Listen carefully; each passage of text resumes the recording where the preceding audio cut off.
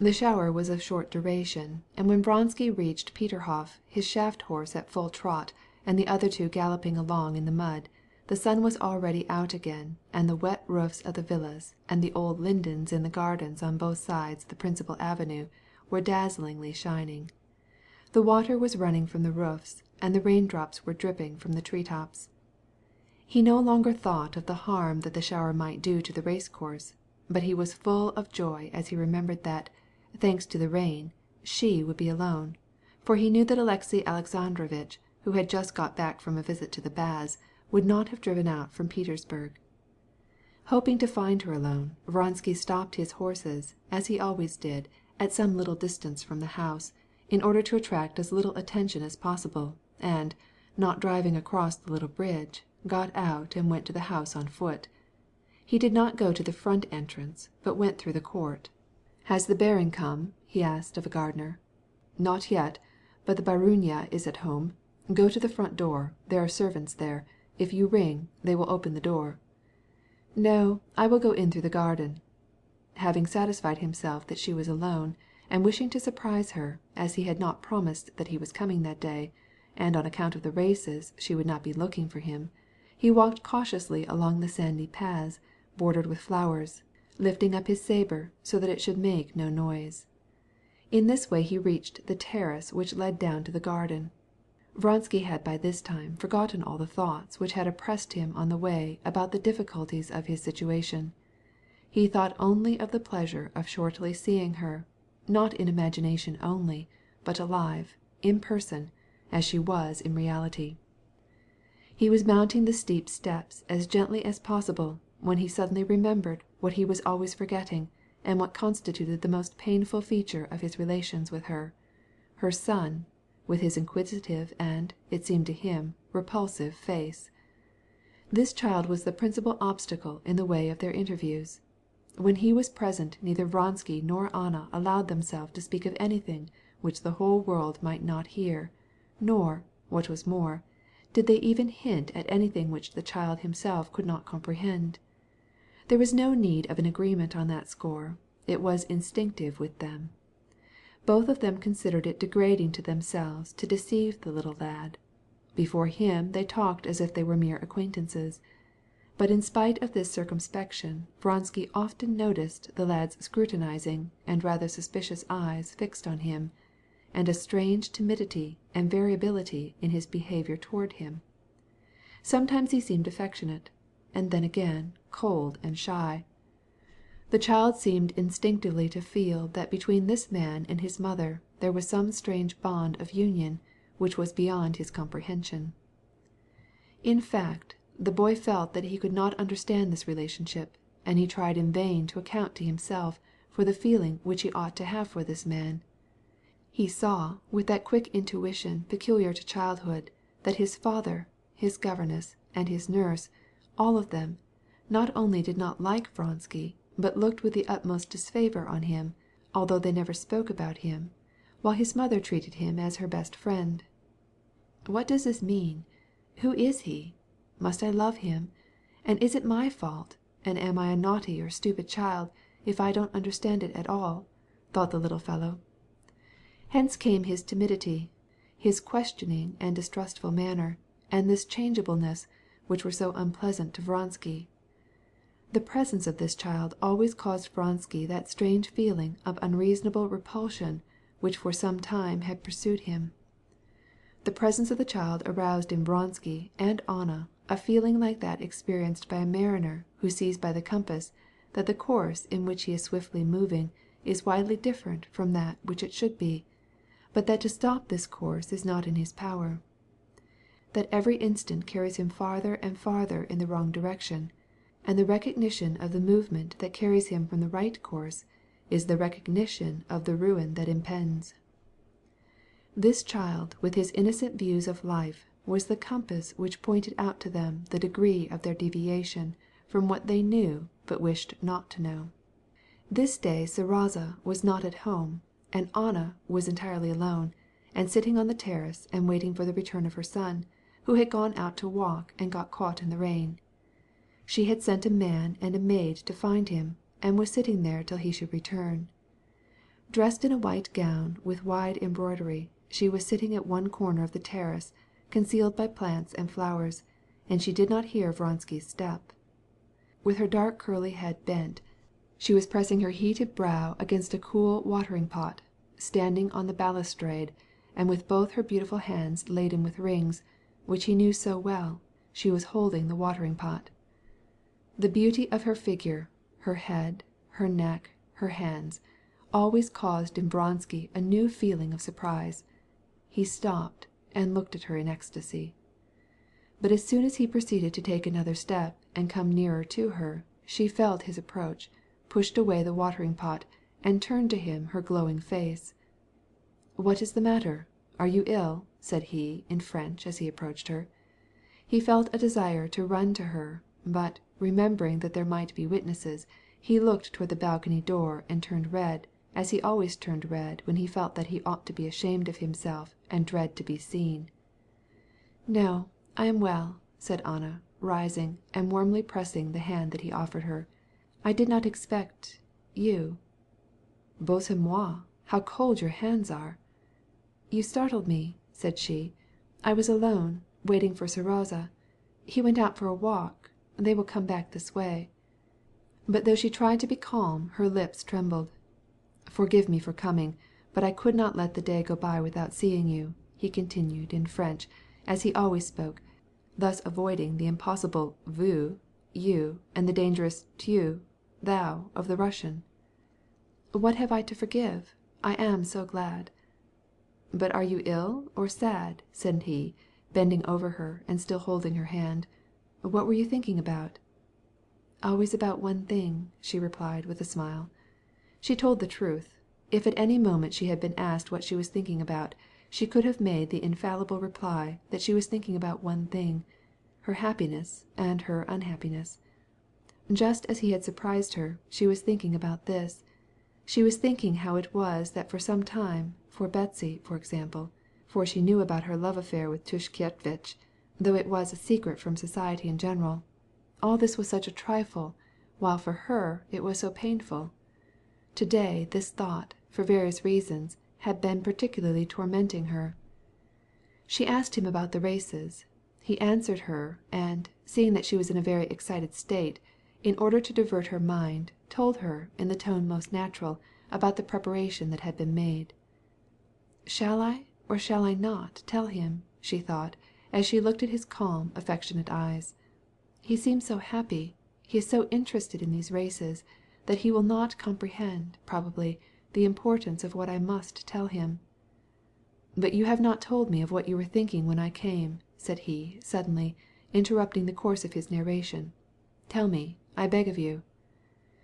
She did not reply, but she lifted her head a little, and looked at him questioningly from her beautiful eyes, shaded by her long lashes.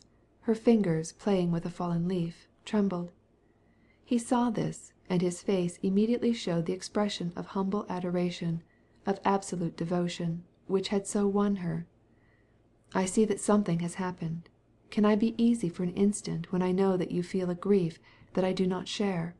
In the name of heaven, speak," he insisted, in a caressing tone. "I shall never forgive him if he does not appreciate the importance of what I have to tell him. Better be silent than to put him to the proof," she thought, continuing to look at him in the same way, and conscious that her hand holding the leaf trembled more and more violently. "In the name of heaven," said he, taking her hand again. "Shall I tell you?"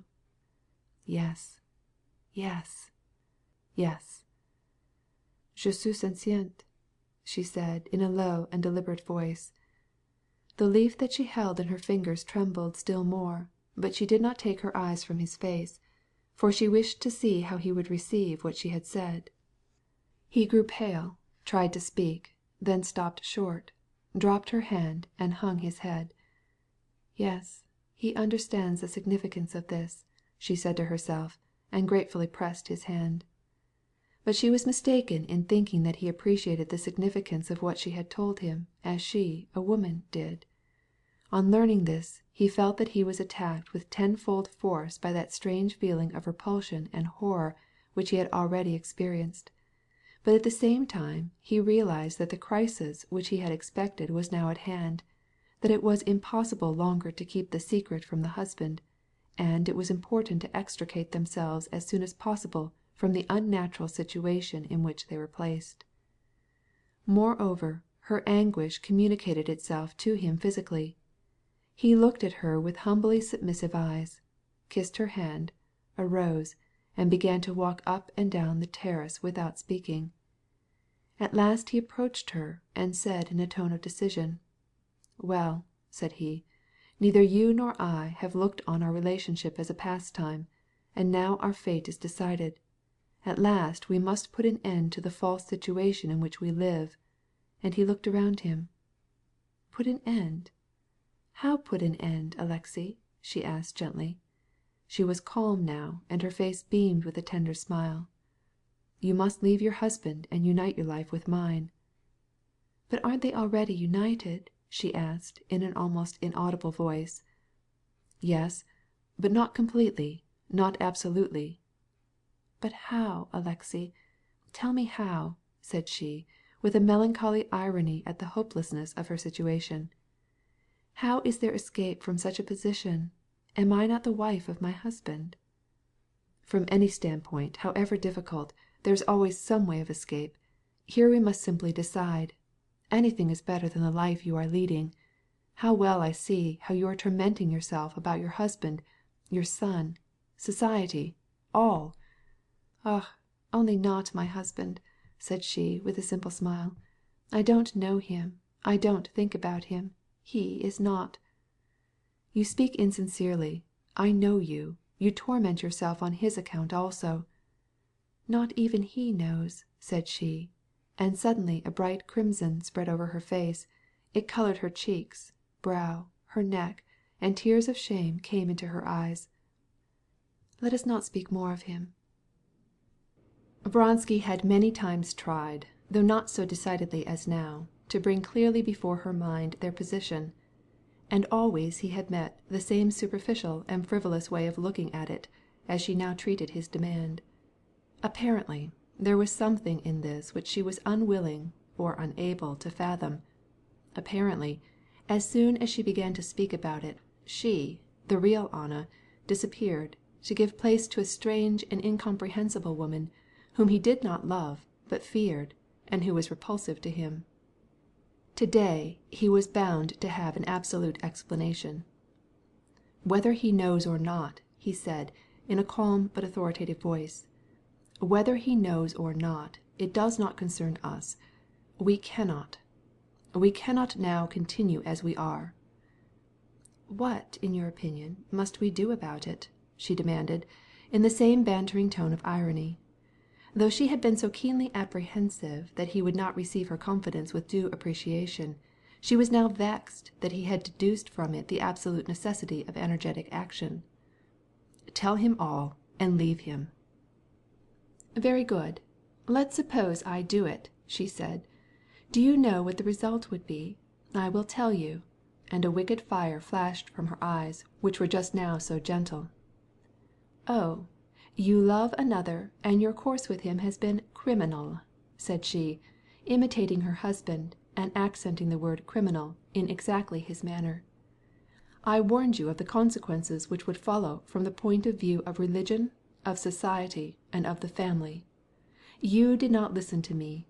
Now I cannot allow my name to be so dishonored, and she was going to say my son, but stopped, for she could not jest about him. My name dishonored, and so on in the same style," she added. "In a word, he will tell me with his official manner and with precision and clearness that he cannot set me free, but that he will take measures to avoid a scandal, and he will do exactly as he says. That is what will take place, for he is not a man, he is a machine, and when he is stirred up, an ugly machine," said she, calling to mind the most trifling details in her husband's face and manner of speaking, and charging to him as a crime all the ill that she could find in him, and not pardoning him at all on account of the terrible sin of which she had been guilty before him. "But, Anna," said Vronsky in a persuasive, tender voice, trying to calm her, "you must tell him everything, and act accordingly as he proceeds. What? Elope? Why not elope? I see no possibility of living as we are any longer. It is not on my account, but I see you will suffer." "What? Elope, and become your mistress?" said she, bitterly. "Anna!" he cried, deeply wounded.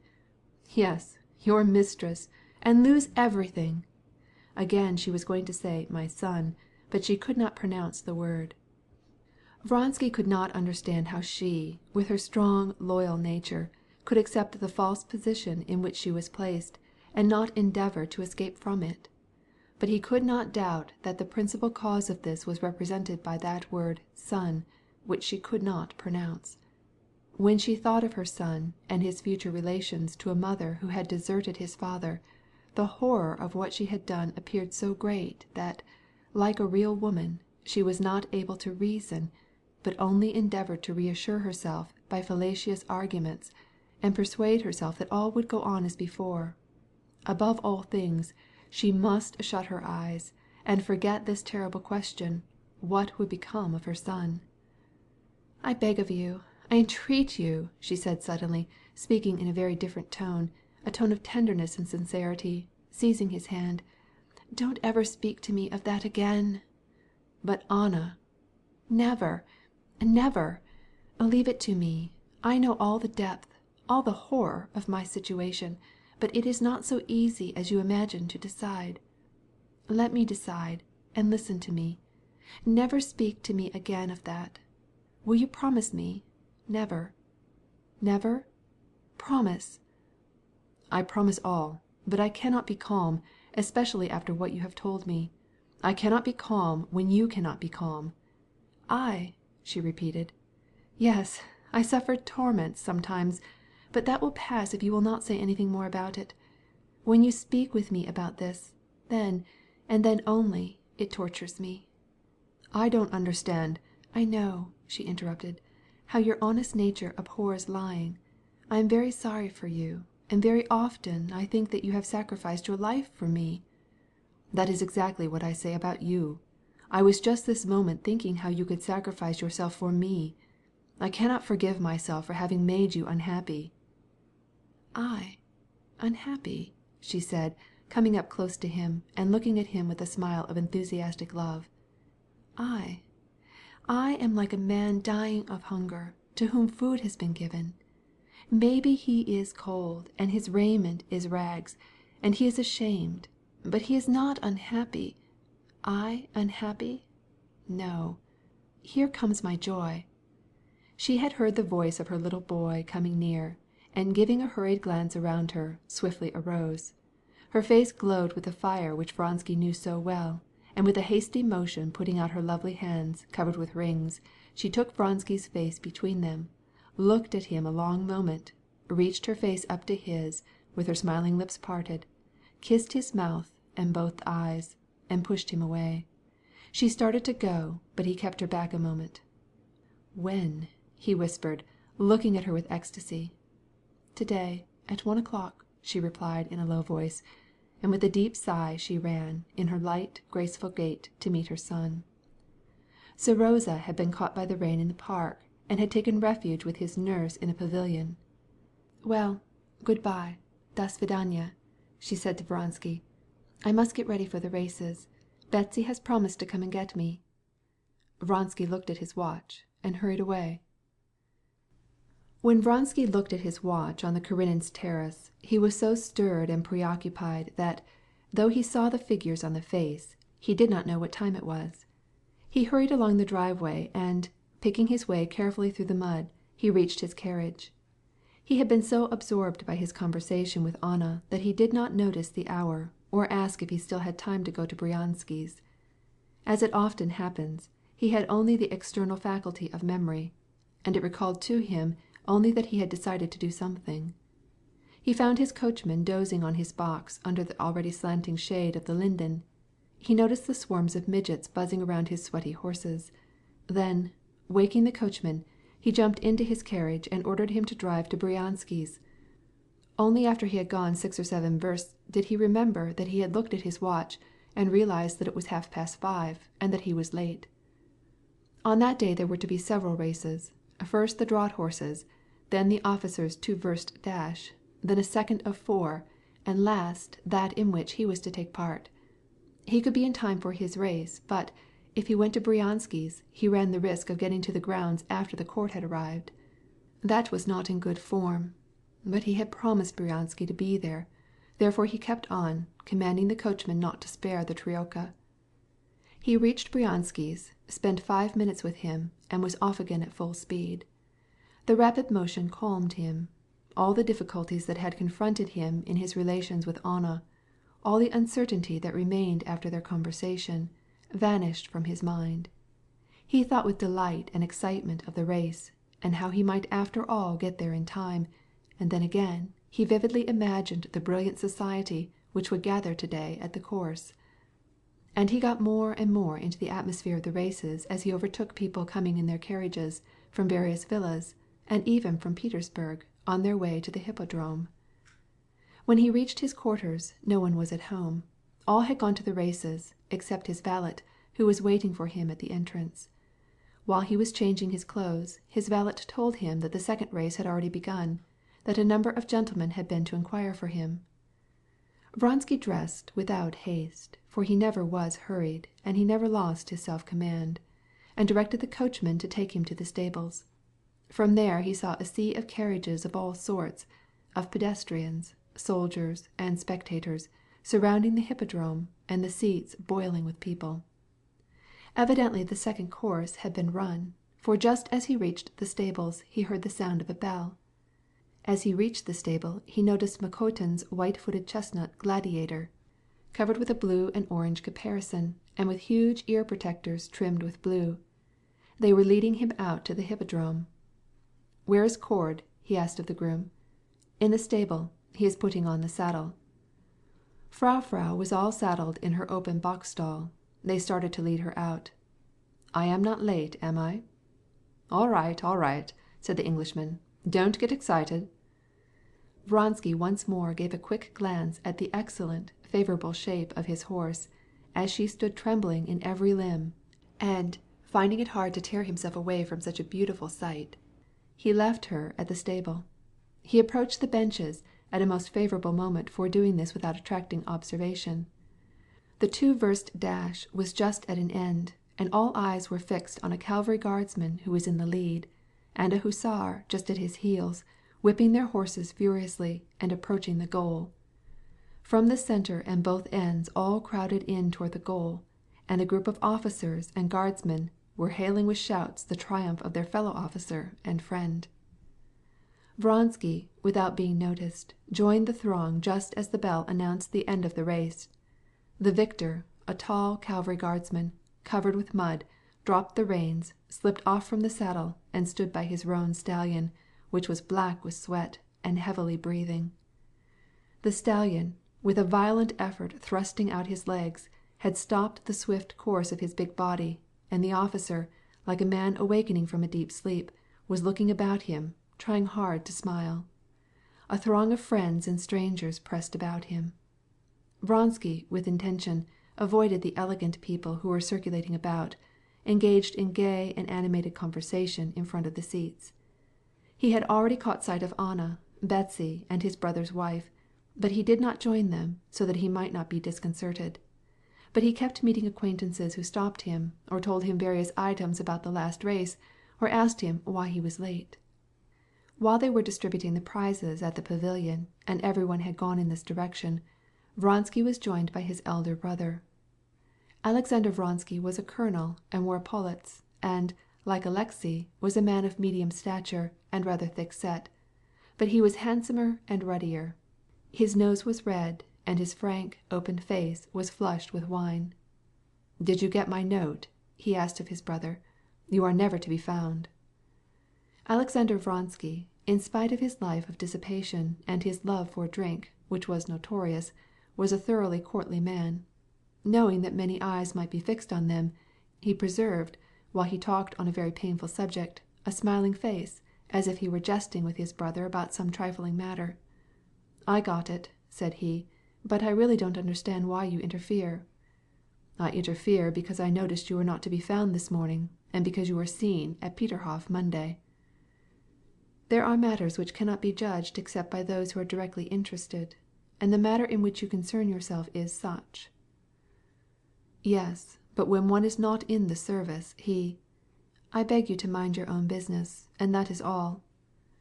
Alexey Vronsky's frowning face grew pale, and his rather prominent lower jaw shook. This happened rarely with him. He was a man of kindly heart, and rarely got angry, but when he grew angry, and when his chin trembled, he became dangerous. Alexander Vronsky knew it, and with a gay laugh replied, "I only wanted to give you Matushka's letter. Answer it, and don't get angry before the race. Bonne chance," he added with a smile, and left him. The next moment another friendly greeting surprised Vronsky. "Won't you recognize your friends?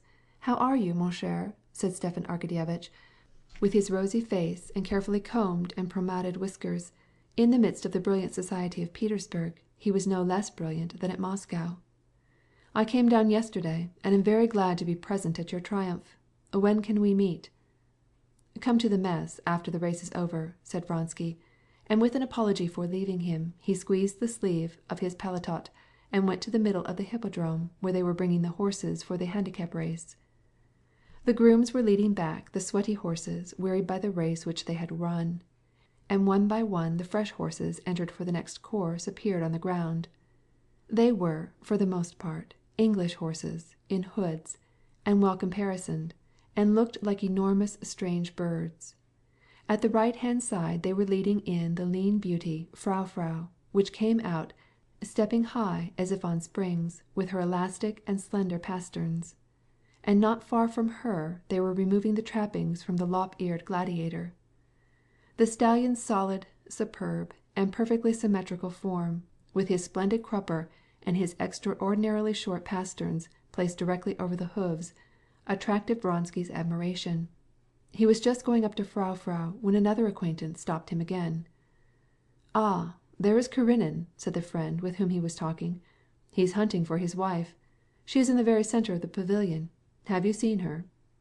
"No, I have not," replied Vronsky, and without turning his head in the direction where his acquaintance told him that Madame Karenina was, he went to his horse. He had scarcely time to make some adjustment of the saddle when those who were to compete in the hurdle race were called to receive their numbers and directions. With serious, stern, and some with pale faces, 17 men in all approached the stand and received their numbers. Vronsky's number was 7. "Mount!" was the cry. Vronsky, feeling that he, with his companions, was the focus toward which all the eyes were turned, went up to his horse with the slow, deliberate motions which were usual to him when he was under the strain of excitement. Cord, in honor of the races, had put on his gala-day costume. He wore a black coat, buttoned to the chin, and a stiffly starched shirt-collar, which made a support for his cheeks. He had on Hessian boots and a round black cap. He was, as always, calm and full of importance, as he stood by the mare's head, holding both reins in his hand. Frau was still shivering as if she had an attack of the fever. Her fiery eyes gazed askance at Vronsky as he approached. He passed his finger under the girth of the saddle. The mare looked at him still more askance, showed her teeth, and pricked up her ears. The Englishman puckered up his lips with a grin at the idea that there could be any doubt as to his skill in putting on a saddle. "Mount, and you won't be so nervous," said he. Vronsky cast a final glance on his rivals. He knew that he should not see them again until the race was over. 2 of them had already gone through to the starting point. Galston, a friend of his, and one of his dangerous rivals, was turning around and around his bay stallion, which was trying to keep him from mounting. A little Lieb hussar, in tight cavalry trousers, was off at a gallop, bent double over his horse, like a cat on the crupper, in imitation of the English fashion. Prince Kuzovlev, white as a sheet, was mounted on a thoroughbred mare, from the Grabovsky stud. An Englishman held it by the bridle. Vronsky and all his comrades knew Kuzovlev's terrible self-conceit and his peculiarity of weak nerves.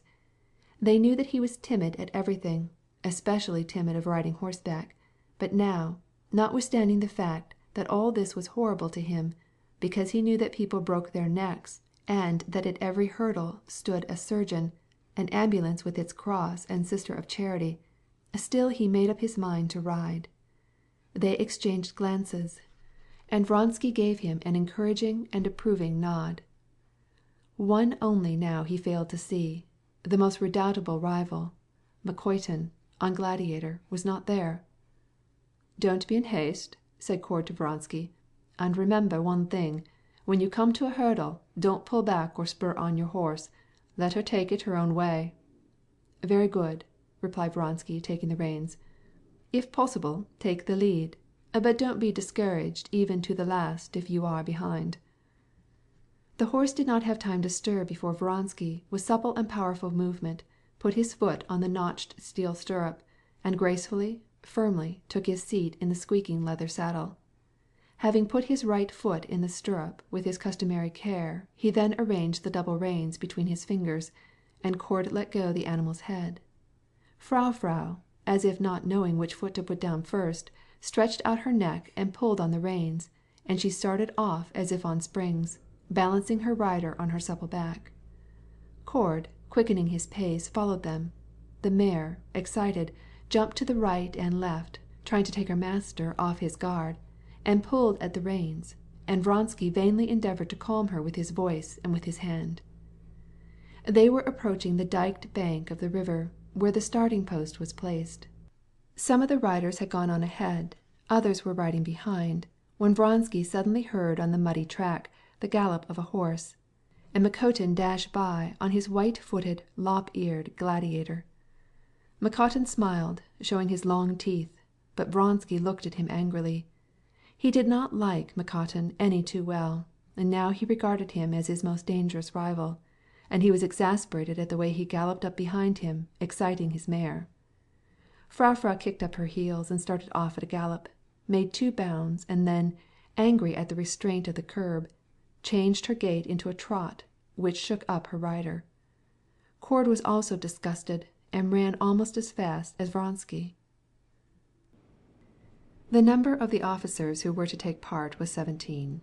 The race course was a great ellipse of 4 versts, extending before the judges' stand, and 9 obstacles were placed upon it. The river, a great barrier 2 arshins (4 feet 8 inches) high, in front of the pavilion, a dry ditch, a ditch filled with water, a steep ascent, an Irish benetka, which is the most difficult of all, composed of an embankment set with dry branches, behind which is concealed a ditch, obliging the horseman to leap 2 obstacles at once, at the risk of his life.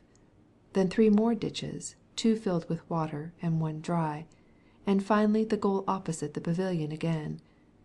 The track did not begin in the circle itself, but about 100 sazhens, or 700 feet, to one side, and in this space was the first obstacle, the diked river, about 3 arshins, or 7 feet, wide, which the racers were free to leap or to ford. 3 times the riders got into line, but each time some horse or other started before the signal, and the men had to be called back. Colonel Sestrin, the starter, was beginning to get impatient, but at last, for the 4th time, the signal was given. "Pashol, go," and the riders put spurs to their horses. All eyes, or lorgnettes, were directed toward the variegated group of racers as they started off. "There they go! There they come!" was the cry on all sides after the silence of expectation. And in order to follow them the spectators rushed, singly or in groups, toward the places where they could get a better view. At the first moment the collected group of horsemen scattered a little, and it could be seen how they in 2s or 3s, and singly, one after another, approached the river. To the spectators it seemed as if they were all moving together, but to the racers themselves there were seconds of separation which had great value. Frau, excited and too nervous at first, lost the first moment, and several of the horses were ahead of her. But Vronsky, not having yet reached the river, and trying with all his might to calm her as she pulled on the bridle, soon easily outstripped 3, and now had as competitors only Makotin's chestnut Gladiator, which was easily and smoothly running a whole length ahead, and still more to the fore the pretty Diana, carrying Prince Kuzovlev, not knowing whether he was dead or alive. During these first few seconds, Vronsky had control neither of himself nor of his horse. Up to the first obstacle, the river, he could not control the movements of his horse. Gladiator and Diana reached it at almost one and the same moment. Both at once rose above the Reka, or river, and flew across it to the other side. Frau leaped lightly behind them, as if she had wings. The instant that Vronsky perceived that he was in the air, he caught a glimpse of Kuzovlev, almost under the feet of his horse, wrestling with Diana on the other side of the river. Kuzovlev had loosed the reins after Diana jumped, and the horse had stumbled, throwing him over her head. These details Vronsky learned afterwards, but at this time he only saw that Frau might land on Diana's head or legs. But Frau, like a falling cat, making a desperate effort with back and legs as she leaped, landed beyond the fallen racer. "Oh, you dear!" thought Vronsky. After the Reka he got full control of his horse, and even held her back a little, meaning to leap the great hurdle behind Makotin, and do his best to outstrip him when they reached the long stretch of about 200 sazhens, or 1,400 feet, which was free of obstacles. This great hurdle was built exactly in front of the imperial pavilion. The emperor, the court, and an immense throng were watching him and Makotin on the horse a length ahead of him, as they approached the chort, or devil as the barrier was called. Vronsky felt all these eyes fixed on him from every side, but he saw only his horse's ears and neck, the ground flying under him, and Gladiator's flanks and white feet beating the ground in cadence and always maintaining the same distance between them. Gladiator flew at the hurdle, gave a whisk of his well-cropped tail, and, without having touched the hurdle, vanished from Vronsky's eyes. "Bravo!" cried a voice. At the same instant the planks of the hurdle flashed before his eyes. Without the least change in her motion, the horse rose under him. The planks creaked, and just behind him there was a sound of a thump.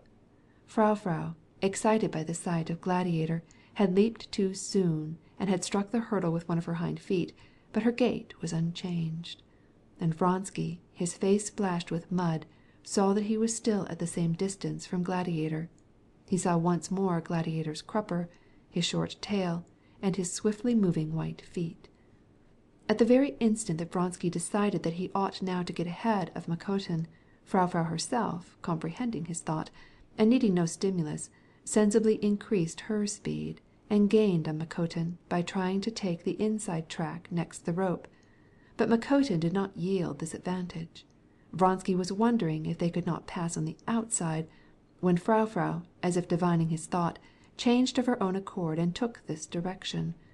Her shoulder, darkened with sweat, came up even with Gladiator's flank, and for several seconds they flew almost side by side.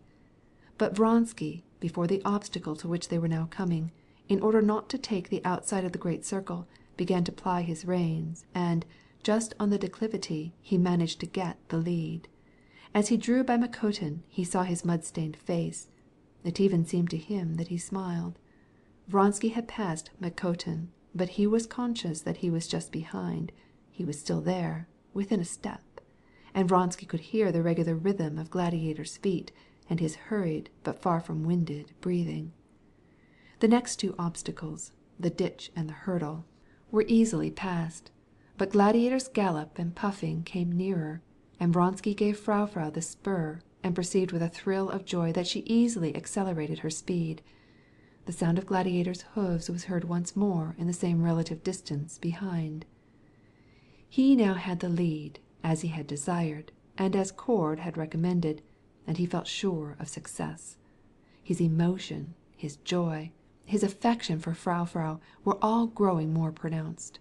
He wanted to look back, but he did not dare turn around, and he strove to calm himself and not to push his horse too far, so that she might keep a reserve equal to that which he felt Gladiator still maintained.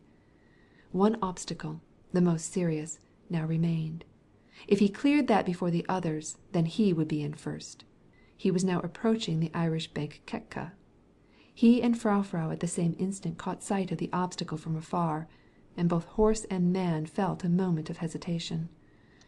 Vronsky noticed the hesitation in his horse's ears, and he was just lifting his whip, but instantly he was conscious that his fears were ungrounded. The horse knew what she had to do. She got her start, and, exactly as he had foreseen, spurning the ground, she gave herself up to the force of inertia which carried her far beyond the ditch, then fell again into the measure of her pace, without effort and without change. "Bravo, Vronsky!" He heard the acclamations of the throng. He knew it was his friends and his regiment who were standing near this obstacle, and he could not fail to distinguish Yashvin's voice, though he did not see him. "Oh, my beauty!" he said to himself, thinking of Frau, and yet listening to what was going on behind him. "He has cleared it," he said, as he heard Gladiator's hoof-beats behind him. The last ditch, full of water, 5 feet wide, now was left. Vronsky scarcely heeded it, but anxious to come in far ahead of the others, he began to saw on the reins, lifting her head and letting it fall again in time with the rhythm of her gait. He felt that the horse was beginning to draw on her last reserves. Not only were her neck and her sides wet, but the sweat stood in drops on her throat, her head, and her ears. Her breath was short and gasping. Still, he was sure that she had force enough to cover the 1,400 feet that lay between him and the goal, only because he felt himself nearer the ground, and by the extraordinary smoothness of her motion did Vronsky realize how much she had increased her speed. The ditch was cleared. How, he did not know. She cleared the ditch, scarcely heeding it. She cleared it like a bird.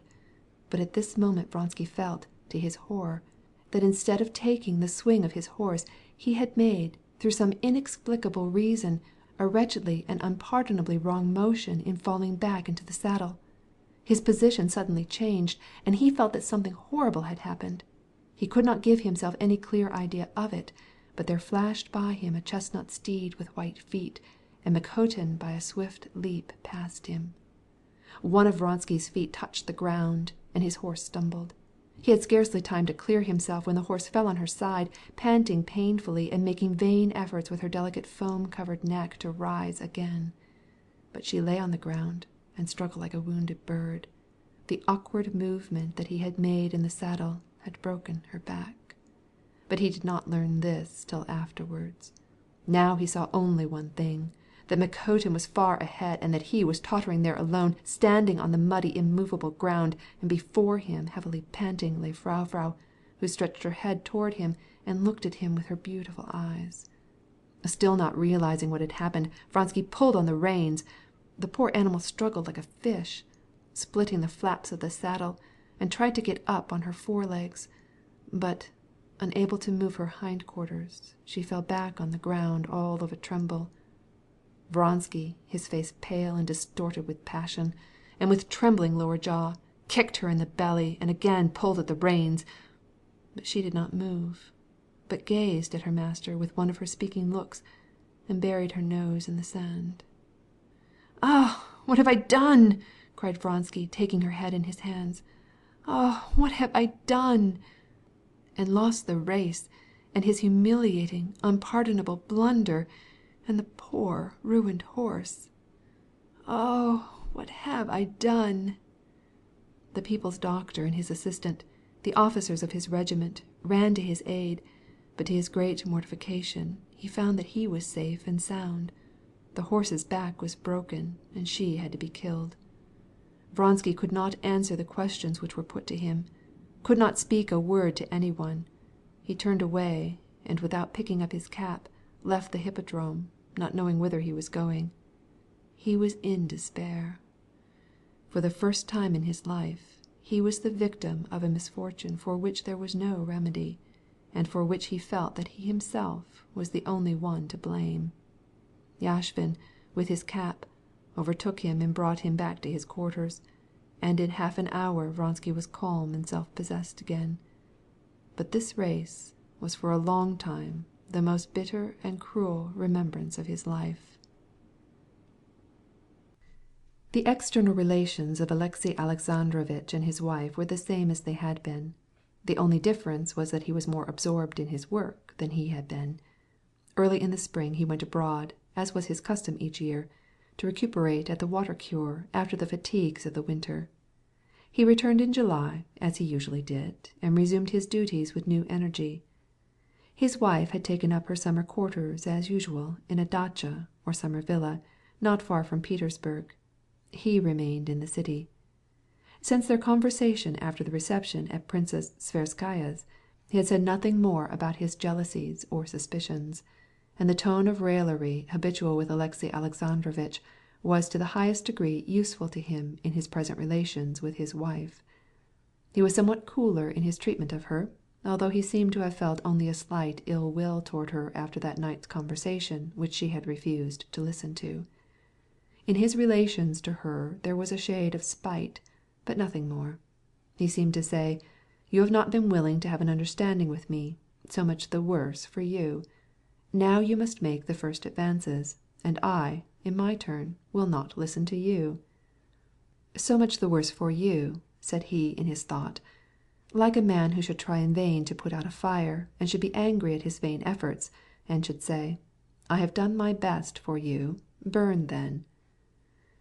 This man, so keen and shrewd in matters of public concern, could not see the absurdity of such behaviour to his wife. He did not understand it because it was too terrible to understand his actual position.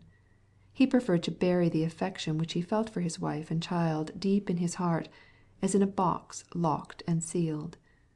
He, a watchful father, had begun toward the end of that winter to be singularly cold toward the child, speaking to him in the same bantering tone that he used toward his wife. When he addressed him he would say, "Ah, young man." Alexey Alexandrovitch thought and declared that he had never had so many important affairs as this year. But he did not confess that he had himself undertaken them in order to keep from opening his secret coffer which contained his sentiments toward his wife and his family, and his thoughts concerning them, thoughts which grew more and more terrible to him the longer he kept them out of sight. If any one had assumed the right to ask him what he thought about his wife's conduct, this calm and pacific Alexey Alexandrovitch would have made no reply, but would have been very indignant with the man who should dare to ask him such question. And so his face always looked stern and haughty whenever any one asked him how his wife was. Alexey Alexandrovitch did not wish to think about his wife's conduct and feelings, and therefore he did not think about them. The Karenins' summer dacha was at Peterhof, and the Countess Lidia Ivanovna generally spent her summers in the same neighbourhood, keeping up friendly relations with Anna. This year the Countess had not cared to go to Peterhof, nor had she once called on Anna Arkadyevna. And as she was talking with Karenin one day, she made some allusion to the impropriety of Anna's intimacy with Betsy and Vronsky. Alexey Alexandrovitch stopped her harshly, and declared that for him his wife was above suspicion, and from that day he avoided the Countess. He did not wish to see, and he did not see, that many people in society were beginning to give his wife the cold shoulder. He did not wish to comprehend, and he did not comprehend, why his wife especially insisted on going to Tsarskoye, where Betsy lived, and from which it was not far to Vronsky's camp. He did not allow himself to think about this, and he did not think. But at the same time, without any proof to support him, without actually acknowledging it to himself, in the depths of his soul, he felt that he was a deceived husband. He had no doubt about it, and he suffered deeply. How many times in the course of his 8 years of happily married life had he seen other men's wives playing them false, and other husbands deceived? Had he not asked himself, how did it come to this? Why don't they free themselves at any cost from such an absurd situation? But now, when the evil had fallen on his own head, he not only did not dream of extricating himself from his own trouble, but he would not even admit it, for the very reason that it was too horrible and too unnatural. Since his return from abroad, Alexey Alexandrovitch had gone twice to his wife's dacha, once to dine with her, the other time to pass the evening with some guests, but not once had he spent the night, as had been his custom in previous years. The day of the races was extremely engrossing for Alexey Alexandrovitch, but when in the morning he made out the programme of the day, he decided to go to his wife's dacha after an early dinner, and thence to the hippodrome, where he expected to find the court, and where it was proper that he should be seen. He went to see his wife because he had resolved, for the sake of propriety also, to visit his wife every week. Moreover, it was the 15th of the month, and it was his custom at this time to place in her hands the money for the household expenses. With his ordinary power over his thoughts, he gave this much consideration to his wife's affairs, but beyond this point he would not permit them to pass. His morning had been extremely full of business. The evening before he had received a pamphlet, written by a famous traveller who had recently returned from China and was now in Petersburg. A note from the Countess Lydia, accompanying it, begged him to receive this traveller, who seemed to be, on many accounts, a useful and interesting man. Alexey Alexandrovitch had not been able to get through the pamphlet in the evening, and he finished it after breakfast. Then came petitions, reports, visits, nominations, removals, the distribution of rewards, pensions, salaries, correspondence, all that workaday labour, as Alexey Alexandrovitch called it, which consumes so much time. Then came his private business, a visit from his physician, and a call from his steward. The steward did not stay very long. He only brought the money which Alexey Alexandrovitch needed, and a brief report on the condition of his affairs, which this year were not very satisfactory, since it happened that in consequence of various outlays there had been a heavy drain upon him, and there was a deficit. But the doctor, who was a famous physician of Petersburg, and had come into very friendly relations with Alexey Alexandrovitch, took considerable time. Alexey Alexandrovitch had not expected him that day, and was astonished at his visit, and still more so at the scrupulous care with which he plied him with questions, and sounded his lungs, and punched and thumped his liver.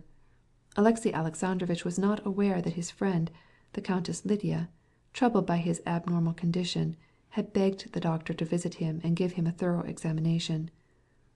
"Do it for my sake," said the Countess Lydia Ivanovna. "I will do it for the sake of Russia, Countess," replied the doctor.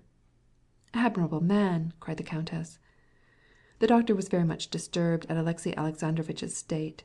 His liver was congested, his digestion was bad. The waters had done him no good. He ordered more physical exercise, as little mental strain as possible, and, above all, freedom from vexation of spirit. In other words, he ordered Alexey Alexandrovitch to do what was as impossible for him as not to breathe. The doctor departed, leaving Alexey Alexandrovitch with the disagreeable impression that something was very wrong with him, and that there was no help for it. On the way out, the doctor met on Karenin's steps his old acquaintance, Siludin, who was Alexey Alexandrovitch's chief secretary. They had been in the university together, but, though they rarely met, they were still excellent friends, and therefore to no one else than Siludin would the doctor have expressed his opinion concerning the sick man so frankly. "How glad I am that you have been to see him," said Siludin. "He is not well, and, it seems to me—" "Well, what is it?" "I will tell you," said the doctor, nodding to his coachman to drive up to the door. "This is what I say," and taking with his white hand the fingers of his dogskin glove, he stretched it out. "Try to break a tough cord which is not stretched, and it's hard work. But keep it stretched out to its utmost tension, and put the weight of your finger on it. It breaks." Now with his too sedentary life, and his too conscientious labour, he is strained to the utmost limit. And besides, there is a violent pressure in another direction, concluded the doctor, raising his eyebrows significantly. "Shall you be at the races?" he added, as he got into his carriage. Yes, certainly, it takes a good deal of time," he said in reply to something that Siludin said, and which he did not catch. Immediately after the departure of the doctor, who had taken so much time, the celebrated traveller appeared, and Alexey Alexandrovitch, aided by the pamphlet which he had just read, and by some previous information which he had on the subject, astonished the visitor by the extent of his knowledge and the breadth of his views. At the same time, the marshal of nobility of his government was announced, who had come to Petersburg and wanted to talk with him. After his departure he was obliged to settle the routine business with his chief secretary, and finally to go out and make a serious and necessary call on an important personage. Alexey Alexandrovitch had only time to get back to his 5 o'clock dinner with Siludin, whom he invited to join him on his visit to the country and to the races. Without exactly accounting for it, Alexey Alexandrovitch always endeavoured lately to have a third person present when he had an interview with his wife. Anna was in her room, standing before a mirror and fastening a final bow to her dress, with Annushka's aid, when the noise of wheels on the gravel driveway was heard. "It is too early for Betsy," she thought, and, looking out of the window, she saw a carriage, and in the carriage Alexey Alexandrovitch's black hat and well-known ears. "How provoking! Can he have come for the night?" she thought, and all the consequences of his visit seemed to her so terrible, so horrible, that without taking time for a moment of reflection, she went downstairs, radiant with gaiety, to receive her husband, and, feeling in her the presence of the spirit of falsehood and deception which now ruled her, she gave herself up to it and spoke with her husband, not knowing what she said. "Oh, how good of you!" said she, extending her hand to Karenin, while she smiled on Salutin as a household friend. "You've come for the night, I hope," were her first words, inspired by the demon of untruth. "And now we will go to the races together. But how sorry I am that I engaged to go with Betsy. She is coming for me." Alexey Alexandrovitch frowned slightly at the name of Betsy. "Oh, I will not separate the inseparables," said he, in his light jesting tone. "I will walk with Mihail Vasilyevitch. The doctor has advised me to take exercise. I will join the pedestrians, and imagine I am still at the spa." "There's no hurry," said Anna. "Will you have some tea?" She rang. "Serve the tea, and tell Seryozha that Alexey Alexandrovitch has come." "Well, how is your health?" "Mihail Vasilyevitch, you have not been out to see us before. Look, how pleasant it is on the balcony," said she, looking now at her husband, now at her guest. She spoke very simply and naturally, but too fast and too fluently. She herself felt that it was so, especially when she caught Mihail Vasilyevitch looking at her with curiosity, and perceived that he was studying her. Mihail Vasilyevitch got up and went out on the terrace, and she sat down beside her husband.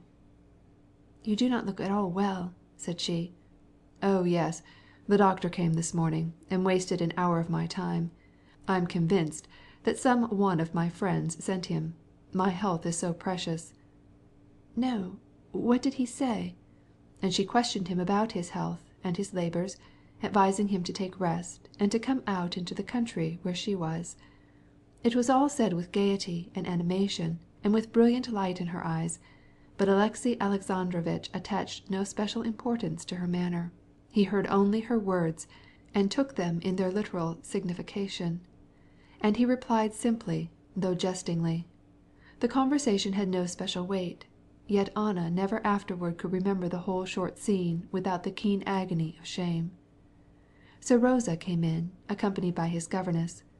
If Alexey Alexandrovitch had allowed himself to notice, he would have been struck by the timid manner in which the lad looked at his parents, at his father first, and then at his mother. But he was unwilling to see anything, and he saw nothing. "Ah, young man! He has grown. Indeed, he is getting to be a great fellow. Good morning, young man." And he stretched out his hand to the puzzled child. So Rosa had always been a little afraid of his father, but now, since Alexey Alexandrovitch had begun to call him young man, and since he had begun to rack his brains to discover whether Vronsky were a friend or an enemy, he was becoming more timid than ever. He turned to his mother as if for protection. He felt at ease only when with her. Meantime Alexey Alexandrovitch laid his hand on the boy's shoulder, and asked his governess about him, but the child was so painfully shy of him that Anna saw he was going to cry. Anna, who had flushed at the moment her son came in, now noticing that it was awkward for him, quickly jumped up, raised Alexey Alexandrovitch's hand to let the boy go, kissed the little fellow, and took him out on the terrace. Then she came back to her husband again. "It is getting late," she said, consulting her watch. "Why doesn't Betsy come?" "Ah, yes," said Alexey Alexandrovitch, and as he got up he joined his fingers and made them crack. "I came also to bring you some money, for nightingales don't live on songs," said he. "You need it, I suppose." "No, I don't need it." "Yes, I do," said she, not looking at him and blushing to the roots of her hair. "Well, I suppose you will come back after the races?" "Oh, yes," replied Alexey Alexandrovitch. "But here is the glory of Peterhof, the Princess Tverskaya," he added, looking out of the window at a magnificent carriage with a short body set very high and with horses harnessed in the English fashion, drawing up to the entrance. What elegance! Splendid. Well, let us go too." The Princess Tverskaya did not leave her carriage. Her lackey, in top boots and pelerina or short cloak, and wearing a tall hat, leaped to the steps. "I am going. Good‐bye," said Anna, and after she had kissed her son, she went to Alexey Alexandrovitch and gave him her hand. "It was very kind of you to come." Alexey Alexandrovitch kissed her hand. "Well then, das Vidanya. You will come back to tea? Excellent," said she, and she went down the steps, seeming radiant and happy. But hardly had she passed from his sight before she felt on her hand the place where his lips had kissed it, and she shivered with repugnance.